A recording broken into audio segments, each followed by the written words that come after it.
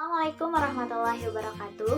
Perkenalkan, saya Zenita Listi Handayani dari kelas TP1A, Program Studi Teknologi Pendidikan Universitas Pendidikan Indonesia. Di sini saya akan menjelaskan tentang penerapan teori agenda setting. Awal mula terbentuknya teori agenda setting yaitu pada tahun 1960 oleh Walter Lippmann dengan konsepnya The world outside and the picture in our head. Dapat diartikan dunia luar sebagai gambaran wawasan kita. Teori ini sebelumnya pernah dikemukakan oleh Bernard Cohen pada tahun 1963 dengan konsepnya The mass media may not be successful in telling us what to think, but they are stunningly successful in telling us what to think about. Artinya, media tidak akan membuat kita sukses terhadap apa yang kita pikirkan, tetapi media membutuhkan kesuksesan dari apa yang kita pikirkan.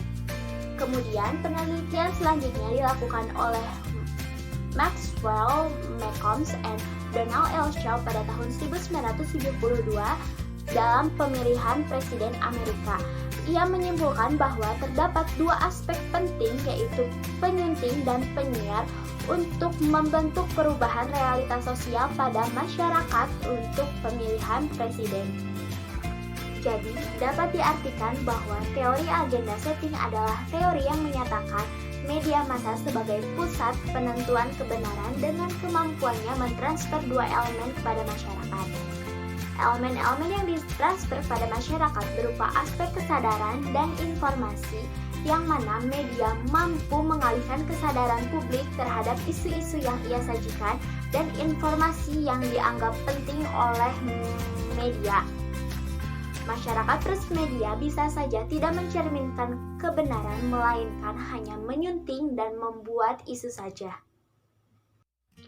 Contoh pengaplikasian agenda setting yaitu pada saat ini dunia digemparkan dengan kasus pandemi COVID-19.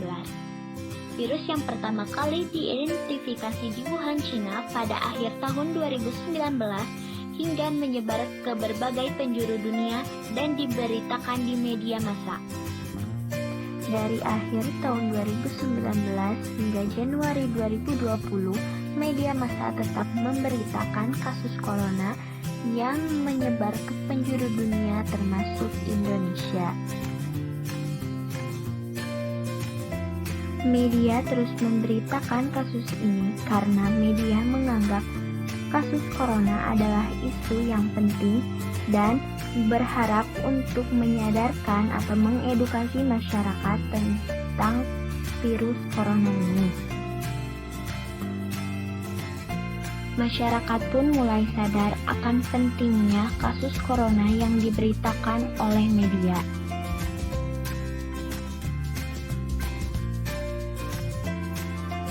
Hingga pada akhirnya, masyarakat pun patuh terhadap informasi yang mengedukasi yang diberitakan oleh media massa tentang virus corona termasuk pencegahannya.